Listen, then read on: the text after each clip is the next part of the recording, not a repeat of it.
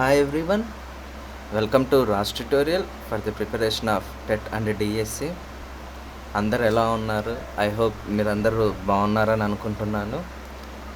సరిగ్గా after 1 month తర్వాత మళ్ళీ మనం క్లాస్లో మీట్ అయ్యాము. చాలా లాంగ్ గ్యాపే తీసుకున్నాను. ఈ కేవీఎస్ ప్రిపరేషన్ కోసమని, కేవీఎస్ ఎగ్జామ్ కోసమని ఎన్సీఆర్టీ సిలబస్ వాటి మీదకి వెళ్ళేసరికి కొంచెము క్లాసెస్ అన్నీ డిలే అయ్యాయి. ఎగ్జామ్ అనేది ఫినిష్ చేసుకున్నాను, బాగా రాశాను, ఇబ్బంది ఏం లేదు. మీకు అందరికి కూడా అనిపిస్తూ ఉండొచ్చు సార్ ఎలా రాశారో మరి ఎగ్జామ్ అని. బాగా రాశాను, ప్రాబ్లం ఏం లేదు. బట్ ఫిల్టర్ ఎలా చేస్తారు, ఆ తర్వాత వాళ్ళు తీసే రేషియోని బట్టి మనము అందులో ఎలిజిబిలిటీ సాధిస్తామా లేదా అనేది డిపెండ్ అయి ఉంటుంది. కానీ పర్లేదు, వీ హోప్ బాగానే రాశానని అనుకుంటున్నాను. అందుకే మీకు 30 days నుంచి క్లాసెస్ అనేది రాలేదు. ఇకపైన మళ్ళీ మనం డైలీ క్లాసెస్లో ఇదివరకు అంతా ఎలా ప్రిపేర్ అయ్యామో అలాగే డైలీ క్లాసెస్ అనేవి మీకు రావటం జరుగుతుంది. అండ్ ఈరోజు చాలా గ్యాప్ తర్వాత వస్తున్నాను కాబట్టి చిన్న ఇంట్రొడక్షన్ క్లాస్ మాత్రమే తీసుకుంటున్నాను. హెవీ క్లాస్ అనేది ఏం లేదు. పర్యావరణ విద్య గురించి మనకు పర్స్పెక్టివ్స్లో భాగంగా పర్యావరణ విద్య అనేది 3వ టాపిక్లో ఉందండి. ఇప్పుడు మనం గమనించినట్లయితే పర్యావరణ విద్య అనేది మనము జనరల్గా ఉండే టాపిక్ అయినా కానీ అందులో కూడా కొన్ని కీ పాయింట్స్ ఉన్నాయి. మీకేమవుతుందంటే ఈ టాపిక్ అనేది అటు సైన్స్లో భాగంగా, అదేవిధంగా కరెంట్ అఫైర్స్ కావచ్చు, జీకే కావచ్చు, వీటిలో భాగంగా ఉపయోగపడుతుంది. కాబట్టి అందుకని పర్యావరణ విద్యను స్కిప్ చేయకుండా చెప్పటం అనేది జరుగుతుంది. ఈరోజు క్లాస్లో జస్ట్ ఇంట్రొడక్షన్ మాత్రమే మీరు తెలుసుకుంటారు.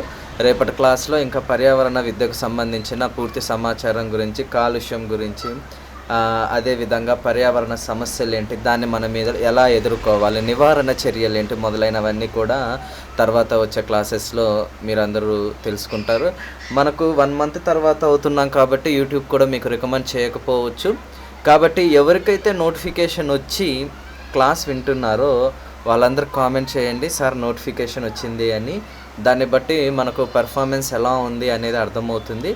ఒకవేళ రాని వాళ్ళు ఎవరైనా ఉంటే గిన మీరు ఈ వీడియోను లైక్ చేసి షేర్ చేయండి. అప్పుడు ఆటోమేటిక్గా నెక్స్ట్ వీడియోకి యూట్యూబ్ రికమెండ్ చేయటం అనేది చూపిస్తుంది. ఓకే, ఇక మనం ఆలస్యం చేయకుండా టాపిక్లోకి వెళ్దాము. మీరు చూస్తున్న ఈ పీడిఎఫ్ని, అదేవిధంగా వాట్సాప్, టెలిగ్రామ్ గ్రూప్స్ లింక్స్ని నేను డిస్క్రిప్షన్లో ప్రొవైడ్ చేస్తాను. ప్రీవియస్ క్లాసెస్ని కూడా డిస్క్రిప్షన్లో ప్రొవైడ్ చేస్తాను. ఇది పర్స్పెక్టివ్స్లో పార్ట్ 32 అంటే 32nd క్లాస్. మనము సైకాలజీ క్లాసెస్ కంటెంట్కి సంబంధించి, మెథడాలజీకి సంబంధించిన క్లాసెస్ కూడా కవర్ చేసాము.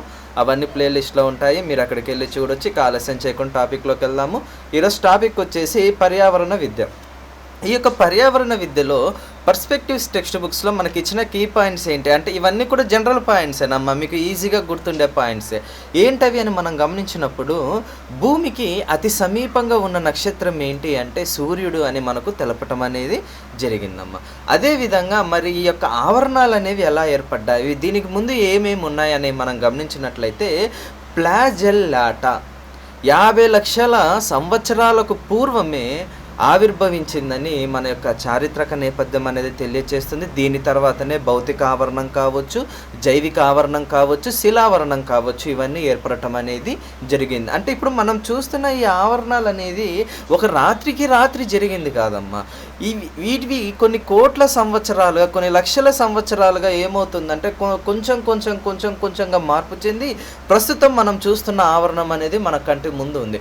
వాస్తవంగా అసలు ఈ భూగోళము, ఈ భూమి అనేది ఏంటి అని మనం గమనించినట్లయితే ఇది వరకటి కాలంలో అంటే పూర్వకాలంలో సూర్యుడు ఈ యొక్క బిగ్ బ్యాంగ్ థియరీలో లాగా అంటే సూర్య శకలాలు అనేవి విరజిల్లినప్పుడు, అగ్నిగోళాల్లాగా, విస్ఫోటనంలాగా చెందినప్పుడు ఏమవుతాయంటే కొన్ని దూరంలో పడిపోయి అవన్నీ కాలం గడిచే కొద్దీ చల్లబడటం ద్వారా ఇలా భూమి ఏర్పడింది అనేది మీకు అందరికీ తెలిసిన విషయమే.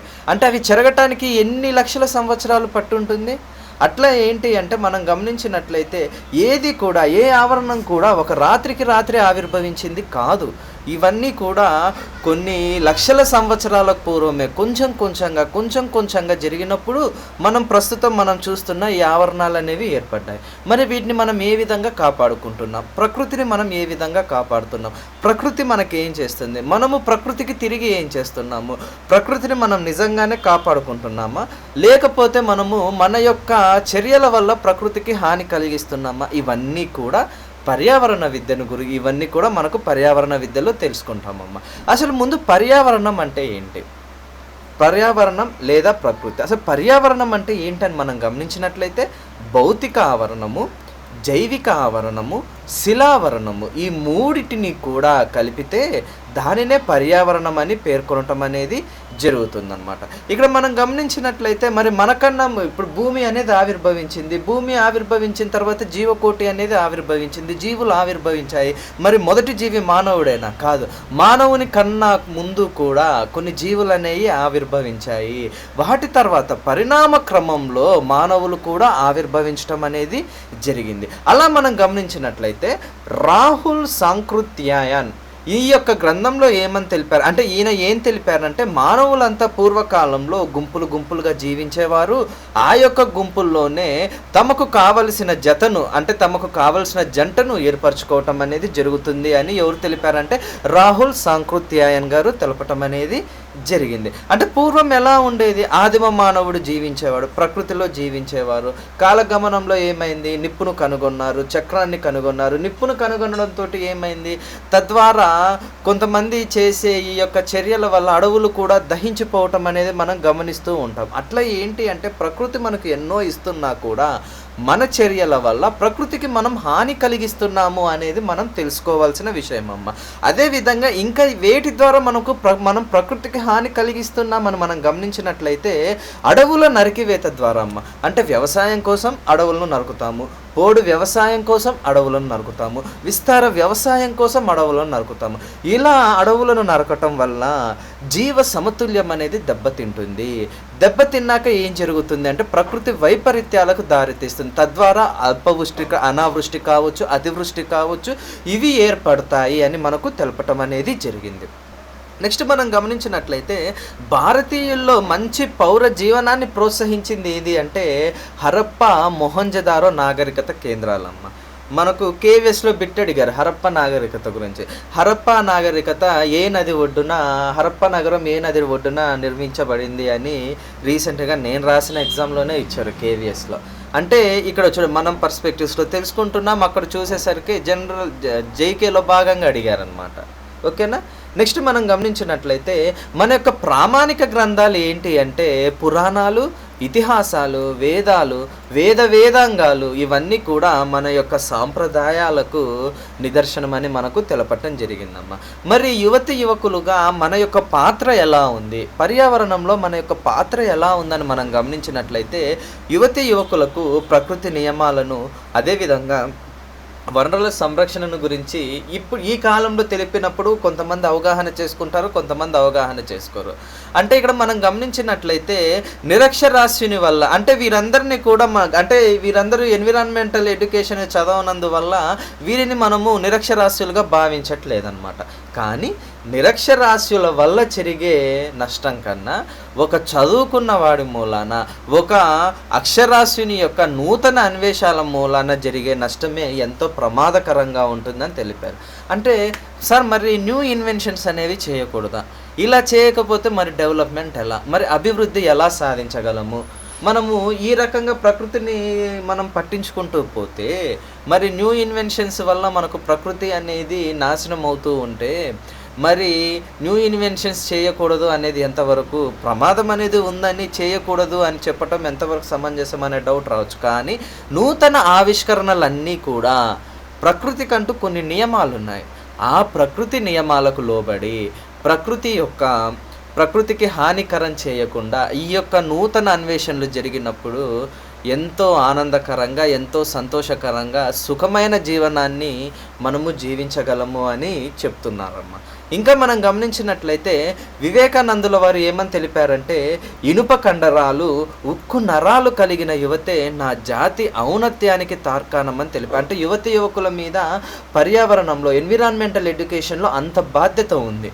అందుకే ఏమంటారంటే, ఇప్పుడు ఎక్కడైనా చెట్లు నరుకుతున్నప్పుడు డెవలప్మెంట్ పేరిట చెప్పి చెట్లన్నీ నరికేస్తాం. కానీ ఒక చెట్టు ఎంతమందికి సరిపోయే ఆక్సిజన్ ఇస్తుంది?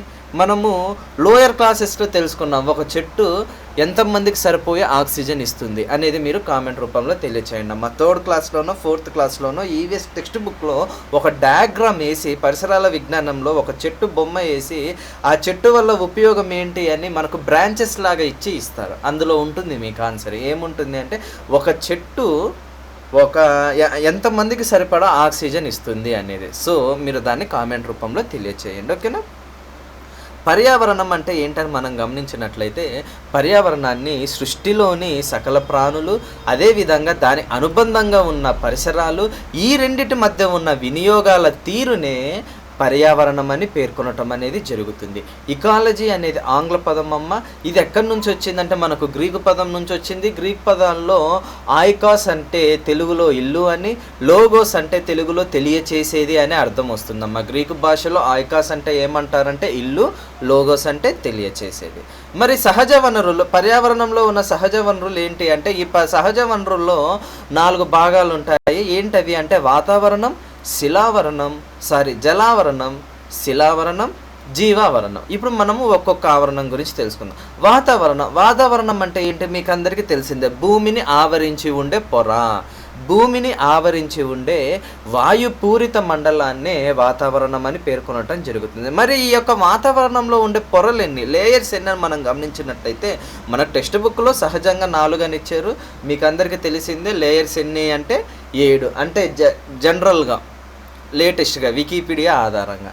ఇక్కడ మనం గమనించినట్లయితే troposphere, stratosphere, mesosphere, thermosphere, exosphere, ionosphere and 7th వచ్చేసి the edge of outer space. మరి ట్రోపోస్పియర్లో ఏముంటాయి అంటే మేఘాలు ఉంటాయి. స్ట్రాటోస్పియర్లో ఏముంటుంది అంటే మేఘాలు అనేవి ఉండవు, ఓజోన్ వాయువు అనేది పుష్కలంగా ఉంటుంది. ఐనోస్పియర్లో ఏముంటాయి అంటే అయాన్స్ ఉంటాయి. ఇక్కడ రేడియో తరంగాల వల్ల టెలికమ్యూనికేషన్స్ అనేవి ఈ యొక్క ఐనోస్పియర్లోనే జరుగుతుందని మనకు టెక్స్ట్ బుక్లో ఇచ్చారమ్మ. మిగతాది ఎందుకు రాయలేదంటే మనకు టెక్స్ట్ బుక్లో ఇవ్వలేదు. ఓకేనా?